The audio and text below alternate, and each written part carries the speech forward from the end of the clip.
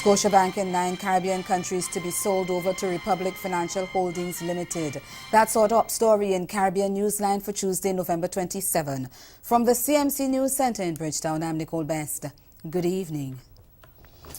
The Trinidad-based Republic Financial Holdings Limited on Tuesday announced it has entered into an agreement to acquire Scotiabank's banking operations in 9 Caribbean countries. Chairman of Republic Financial Holdings, Ronald Harford, said the acquisition represents another major milestone for the Republic Group.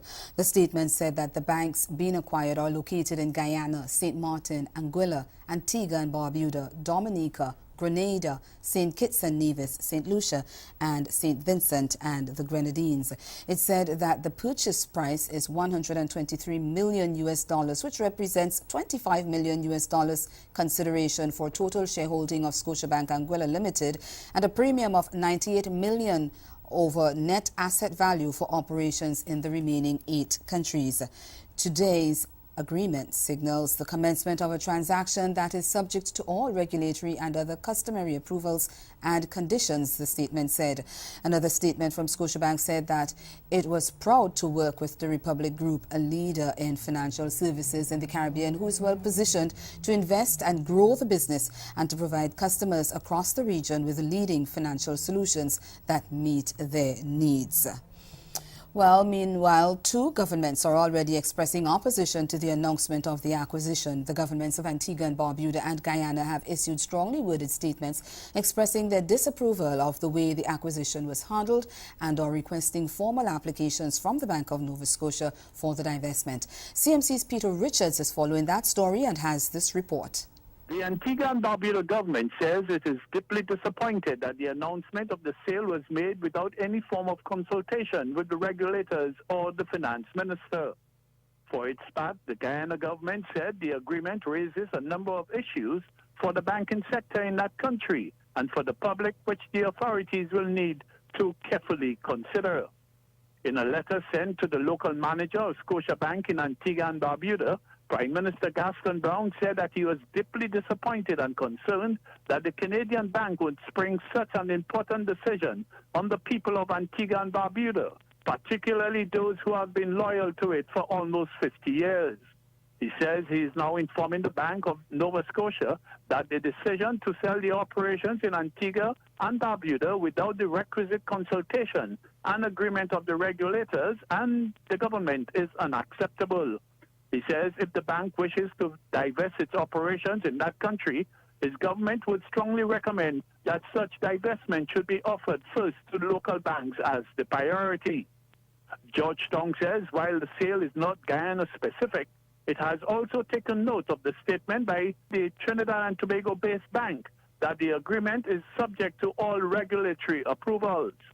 The Ministry of Finance in Guyana said that the Financial Institutions Act, the FIA, has clear stipulations regarding acquisitions of control and requires approval of the Bank of Guyana following the submission of an application and due diligence being conducted. Further, the FIA addresses as well the issue of fundamental changes as it relates to mergers and transfers of assets or liabilities. The agreement raises a number of issues for the banking sector in Guyana and for the public, which the Ministry of Finance, the Bank of Guyana, and the Government of Guyana will need to carefully consider, the Ministry of Finance said. Peter Richards, CMC News. The main opposition, People's Progressive Party, the PPP, says it will not support the measures contained in the $307 billion Guyana dollars budget presented to Parliament by Finance Minister Winston Jordan on Monday.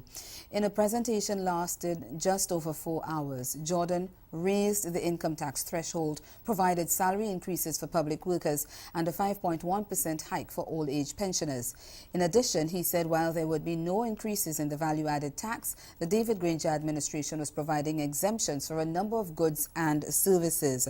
Jordan said the theme of the budget, transforming the economy, empowering people, building sustainable communities for the good life, underscores the government's intention to improve the socio-economic conditions for all nationals. But opposition leader Barra Jagdeo said that his party could not support the fiscal package in its current form and that the government would receive 223 billion Guyana dollars in taxes. He questioned the government's decision to give up $3.5 billion in revenue through tax exemptions and reductions without putting in place a stimulus package and job creation plan. Jagdeo, a former head of state, said that the present administration has also failed to provide a stimulus package for a tanking economy or any job creation opportunities. Trinidad and Tobago's Prime Minister Dr. Keith Rowley says the island's arrangement to sell liquefied natural gas to CARICOM countries appear to be under threat. Rowley says CARICOM countries believe the Twin Island Republic has an unfair advantage in the manufacturing sector because it benefits from lower electricity rates, and he says he will be meeting with those leaders to discuss the issue. We get more in this CNC3 news report. Next week, the heads of CARICOM will meet, and the single item on the agenda is a major concern of our regional partners. According to Dr. Keith Rowley, the concern is that Trinidad and Tobago has an unfair advantage in CARICOM because your manufacturers get power at a price that we can't afford, and therefore there's a built-in advantage to Trinidad and Tobago which ought to be addressed. But Dr. Rowley says this country's ability to use gas-powered electricity is what gives the manufacturing sector a competitive advantage. In fact, according to the Prime Minister, it's really the only area that we do have a competitive advantage. If you put the real cost of power into our local manufacturing businesses, many of them will not survive. Dr. Rowley says this seems to be a sore point with this country's relationship with the rest of CARICOM. And a conversation has to take place because he says right now this country's arrangement to sell LNG to CARICOM seems to be under threat. The supply is now, at this point in time, organized to be coming from external. Why this happened, how it happened, we don't know, but I think it has to do with the contracting at the time of the building of the plants. But the bottom line is this, that we are in a time of unfinished conversations of this nature. Dr. Rowley says he does not know what will be the outcome of next week's dialogue. He was today speaking at a conference which underscored and celebrated the work of Professor Ken Julian, and the Prime Minister credited him with pioneering this country's move to gas-powered electricity. And still to come in Caribbean Newsline, UWI Chancellor says the titles of reparations stories published in the region recently are misleading. Stay with us. There's more news after the break.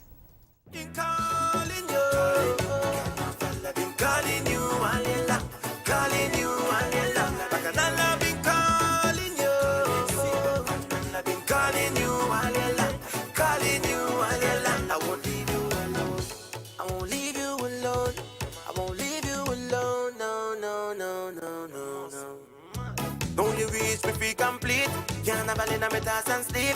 Me couldn't wait to jump in the street. 365 every dog in the heat.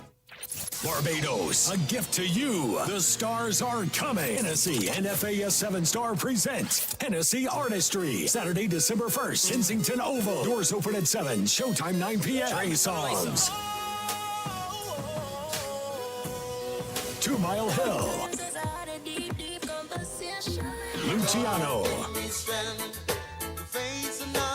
Romaine Virgo. Popcorn.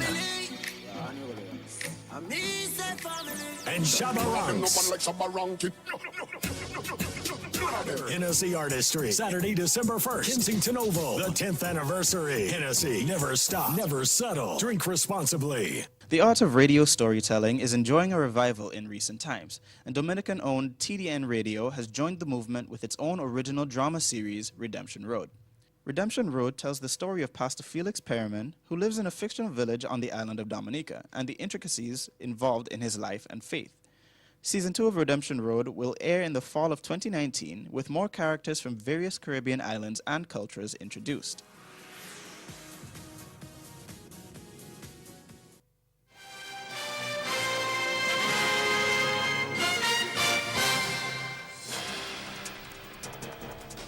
The University of the West Indies says there is no agreement with the University of Glasgow for reparation payments. Vice-Chancellor of UWI Professor Sir Hilary Beckles has described as inaccurate the headline of a story indicating an agreement had been reached with the University of Glasgow to pay £200 million in reparation payments to the regional tertiary institution.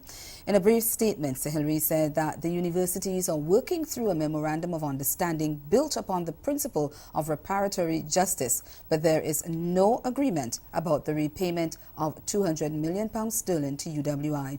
He said, however, that while the headline was not true, the quoted content of the story is correct. Sir Hilary says, in good faith, the two universities, ever since the Vice-Chancellor of the University of Glasgow, Professor Sir Anton Muscatelli, indicated that his university seeks to be excellent and ethical, have had excellent conversations about how the University of Glasgow can contribute to cleaning up the colonial legacies of slavery that are holding back the region. The statement said that a working team has been established which has made many reparatory justice submissions but is yet to complete its deliberations. The Caribbean Federation of Police Welfare Associations have come out in support of members of the St. Lucia Police Force implicated in Operation Restore Confidence. The Federation believes that the implicated officers have become scapegoats for a policy that has drawn strong criticism from the United States government. We get more in this HTS News Force report. The Caribbean Federation of Police Welfare Association is in solidarity with St. Lucia police officers who formed part of the so-called ad hoc task force, which carried out the Operation Restore Confidence anti-crime offensive, which claimed the lives of up to 12 criminal suspects in 2010-2011. Home Affairs Minister Senator Herman Gill Francis in October issued a direct message to ORC police officers. Criminal prosecution is unavoidable. On the sidelines of a regional Police Welfare Association intersessional meeting being held in St. Lucia, President Adnan Ranasir, who has been briefed by the local Police Welfare Association on the Home Affairs Minister's recent disclosures, explained the apparent state of limbo for ORC police officers and the police force by extension is doing more harm than good. We want to see a removal from any investigation that seems to be promoted by bias and prejudice without having a clear agenda, because people need to have clear communication in terms of what is being alleged against me and who are the persons bringing these allegations. What you have here is an area that is blurred and shrouded in a lot of controversy, that is shrouded in an area of that appears to have a lot of politics in it too.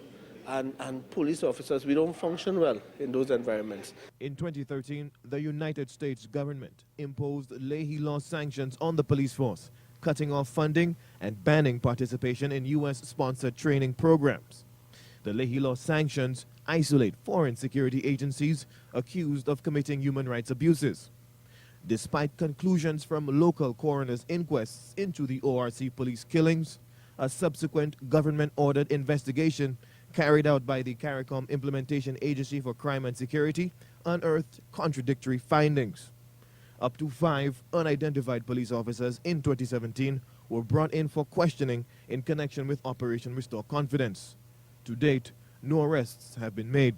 We recognize that there is a lot of unfairness in relation to how those officers are being treated at this particular juncture. And there is a deficit coming out of the police administration and the government in relation to these police officers. What we see, as in other Caribbean countries, that too often police officers are made the scapegoat, or they are the target to really soothe the criticism coming from external forces.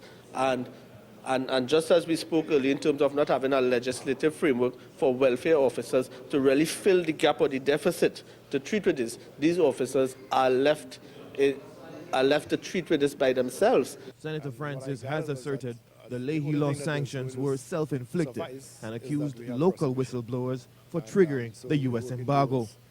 News Force sources close to the police force claim the Office of the Director of Public Prosecution is preparing to hand down indictments on implicated police officers. Reports out of Antigua and Barbuda indicate that Education Minister Michael Brown will have to be airlifted to seek medical attention abroad, and those reports are that Brown complained of severe chest pains on Monday and was taken to the Mount St. John Medical Center for evaluation. Health Minister Malwin Joseph says plans are afoot to have Brown airlifted soon. Speaking with local media, Joseph said that Brown was in stable condition and communicating without difficulty. However, he added that it was government's policy to airlift a patient when the type of care needed is not offered on island. The lawyer for a Trinidadian man in Guyana who is alleged to have faked his own kidnapping is accusing police of conducting an illegal investigation. Making final submissions in court on Monday, senior counsel Bernard DeSantos questioned the basis for the arrest of his client, since the two other conspirators in the alleged kidnapping were never found. We get more in this report from Javon Vickery of HGP News. Defense for Trinidadian national 33-year-old Sewak Miraj on Monday made their final submission to the court. Senior counsel Bernard DeSantos made a no-case submission, citing that the police had conducted an unlawful investigation into the matter. The senior counsel stated that attempts to solicit evidence about the co-conspirators in the alleged fake kidnapping which occurred in Guyana proved futile. He informed Magistrate Fabio Azor that on one occasion, the police informed him that the men could not be located, and as such, the evidence which he sought could not be made available. Mr. DeSantos further accused investigators of conducting an unlawful investigation. He questioned the basis for which his client was arrested, in light of the fact that the two other alleged conspirators could not be located by the authorities. However, the prosecution was not ready to make its final submissions in the case and thus requested more time. Magistrate Azor then adjourned the matter to Friday, where it is expected that the prosecution will make its final submission. This is not the first time the Trinidadian national allegedly planned his own kidnapping. However, it is alleged that it was done back in 2001. But just recently, back in Trinidad and Tobago, the engineer's parents received a phone call that their son was being held hostage in Ghana, and a ransom of 700,000 Trinidad and Tobago dollars had to be paid into a commercial bank account, which the alleged kidnapper claimed was in Colombia. The parents were sent a photograph of a cutlass braced against the neck of their son, who was only clad in his boxers and a pair of socks. Miraj's frantic relatives had immediately made contact with the Ghana police force and informed them of their son's alleged kidnapping. But after an investigation was conducted, Miraj was arrested in Ghana and charged. And ahead in Newsline Sports, CWI president says Wendy's women are still a source of regional pride despite not retaining their ICC trophy. Stay with us. Sport is next. This hurricane tip comes to you compliments the Caribbean Disaster Emergency Management Agency and the Caribbean Media Corporation. Be prepared. Take photos of important documents and secure them in waterproof containers or bags.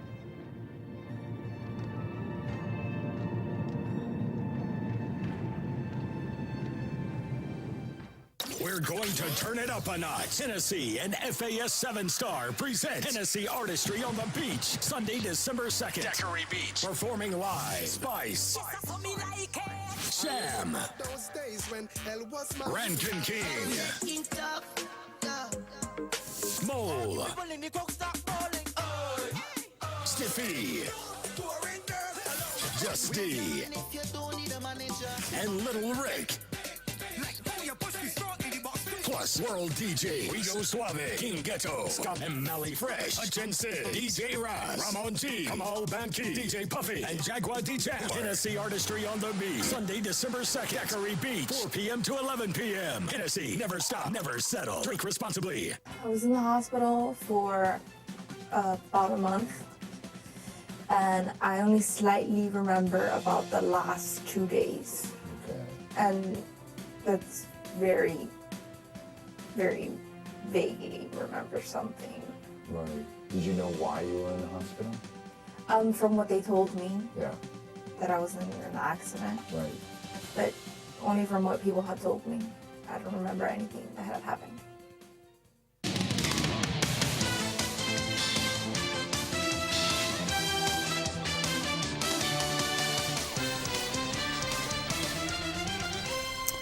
Cricket West Indies President Dave Cameron said West Indies women remain a source of pride for the region despite their failure to successfully defend their ICC T20 World Cup title. West Indies played unbeaten on the preliminary round but were eliminated at the semi-final stage when they suffered a heavy 71-run defeat to eventual champions Australia. He said despite the Windies women's loss in the semi-finals, CWI was extremely proud of the way the women displayed strength of character and were a joy to watch in the field for every single game. Cameron also took note of the efficient manner in which the event had been run by the local organizing committees, citing they have shown the world the abilities of the region as a cricketing destination on and off the field of play. The tournament, the first ICC standalone women's T20 event, was marked by large attendances, especially for the Windies games. The hosts' final preliminary match against England in Grosley attracted an excess of 10,000, while their semi-finals was a sellout. Well, meanwhile, veteran West Indies star Deandra Darton is now the world's #2 ranked all-rounder in T20 internationals. In the last rankings announced Tuesday by the International Cricket Council, the 27-year-old had jumped 2 spots to second following her exploits in the recent ICC Women's T20 World Cup in the Caribbean.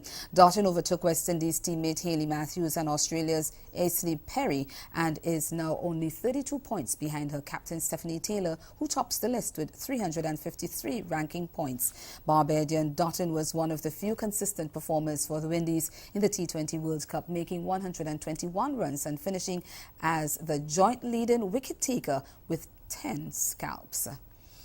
West Indies will look to build on their exploits during the recent ICC Women's T20 World Cup when they tour England next year for a 6-match limited over series at several major country venues. On Monday, the England and Wales Cricket Board (ECB) announced the itinerary for the much-anticipated tour, which will run from June 6th to 25th.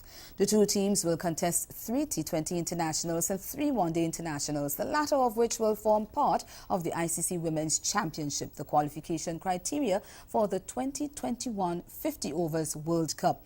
The Windies last toured England for a bilateral series 11 years ago when the now retired Nadine George captained the side, which will include the teenage pair of Stephanie Taylor and Deandra Darton. West Indies beat England in the final group stage of the match in the recent T20 World Cup before losing their semi-final to Australia in Antigua to bow out of the tournament.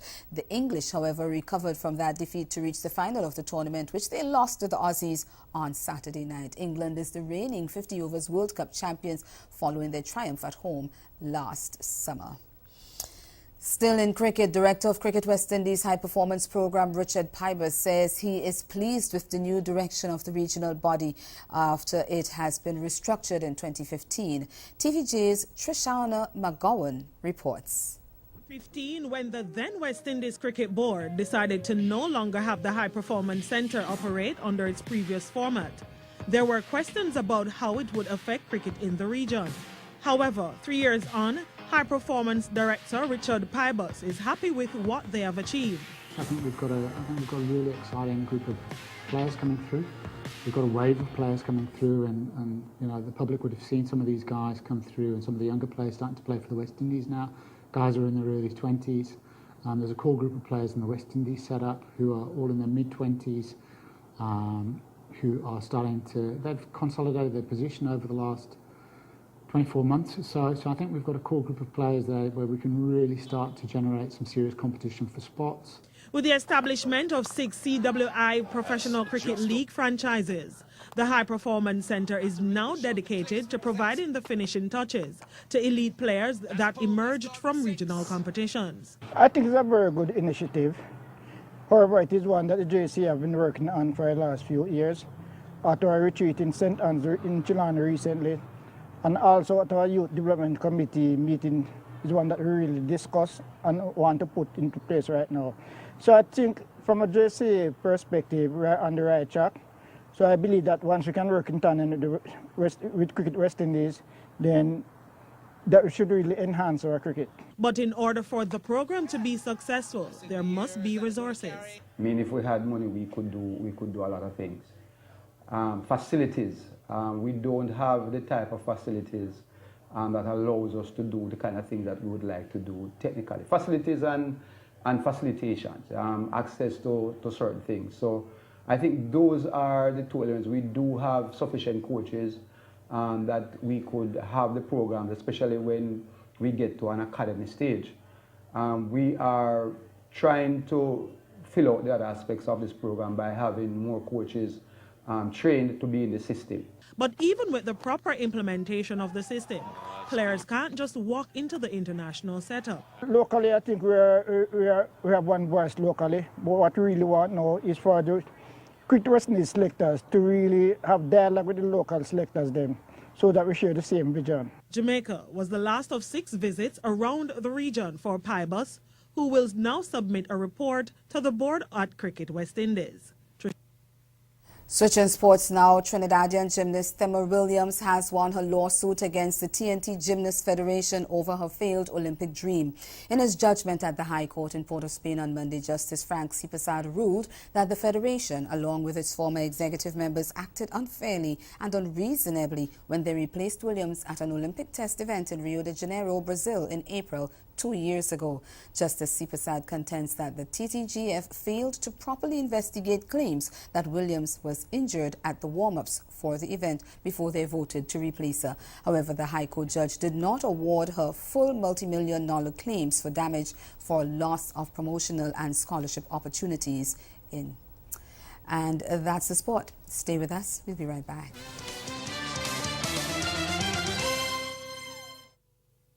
Barbados, a gift to you. The stars are coming. Hennessy and FAS 7-Star present Hennessy Artistry. Saturday, December 1st, Kensington Oval. Doors open at 7, showtime 9 p.m. Trey Songs. 2 Mile Hill. Luciano. Romaine Virgo. Popcorn. And Shabaranks. Hennessy Artistry. Saturday, December 1st. Kensington Oval. The 10th anniversary. Hennessy. Never stop. Never settle. Drink responsibly. Come and experience exceptional fun.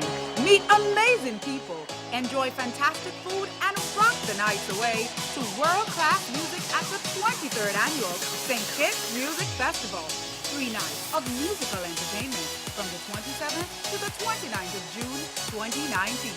Book now and save the date.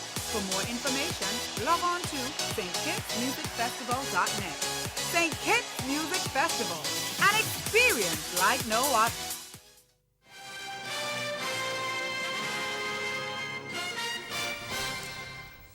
Again, the major developments of this day, the governments of Antigua and Barbuda and Guyana are up in arms with the Bank of Nova Scotia, Canada, after it announced on Tuesday that it was divesting its operations in 9 Caribbean countries to the Trinidad-based Republic Holdings Limited. And in sport, CWI President Dave Cameron says Windies women remain a source of pride for the region, despite their failure to successfully defend their ICC T20 World Cup title. That's Caribbean Newsline. For news and sport around the clock, subscribe to CarnaNews.com. For more of our programming, log on to CaribVision.tv and check out our YouTube channel. We'll be back here again tomorrow. But from all of us at CMC News, thank you for watching. Have yourselves a good night.